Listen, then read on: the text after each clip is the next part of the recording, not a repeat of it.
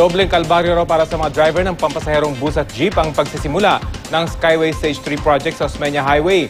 Bukod sa inaasahang lalong pagbigat ng daloy ng trapiko, apektado rin daw ang kikitain nila sa pamamasada. Balitang hatid ni Cesar Apolinario.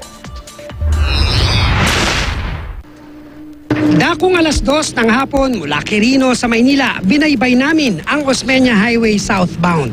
Tuloy-tuloy ang daloy ng trapiko. Kapansin-pansin ang paglalagay ng harang sa dalawang inner lane ng Osmeña Highway. Isasara na kasi ito sa motorista para bigyang daan ang gagawing Skyway Stage 3 project. Walang 3 minuto, narating namin ang Magallanes sa Pasay. Matutulin din ang takbo ng mga sasakyan sa Service Road at South Luzon Expressway na papuntang Buendia, Pasay, Manila at Makati. Tumutukod lang daw ang traffic sa mga lugar gaya nito kapag rush hour. Bandang alas 5 ng hapon, tuloy-tuloy rin ang mga biyahe ng sasakyan sa kahabaan ng Buendia.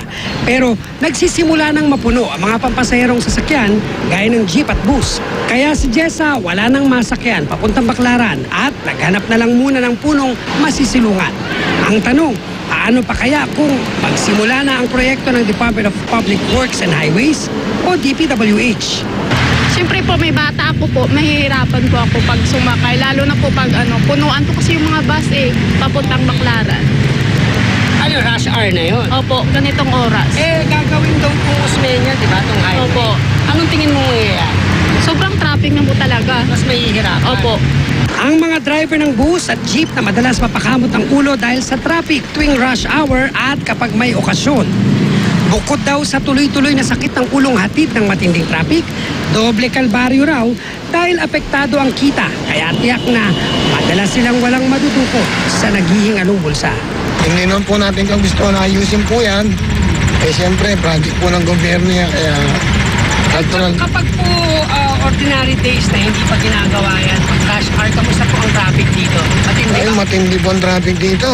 Basta pag may mga okasyon, naabot ng 1 oras, 2 oras. Pero di lang jeep at bus ang apektado dahil ang mga tricycle driver madalas nakaka-30 ikot sa biyahe. Sigurado raw na mangangalahati na ito sa magiging sitwasyon ng traffic. Siyempre, sarado na dyan. Kabulbol na yung mga dyan eh. Pati kami dito, apektado. Tingnan mo, umpisa na nga. Talagang grabing traffic ko yan. Wala kami magagawa, no choice kami. Talagang sasabayo kami sa traffic.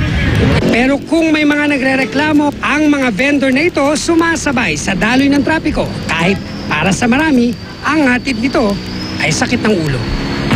Yung ganitong ordinaryo yan, nakakaubos pa kayo na maganda yung daloy ng trapiko?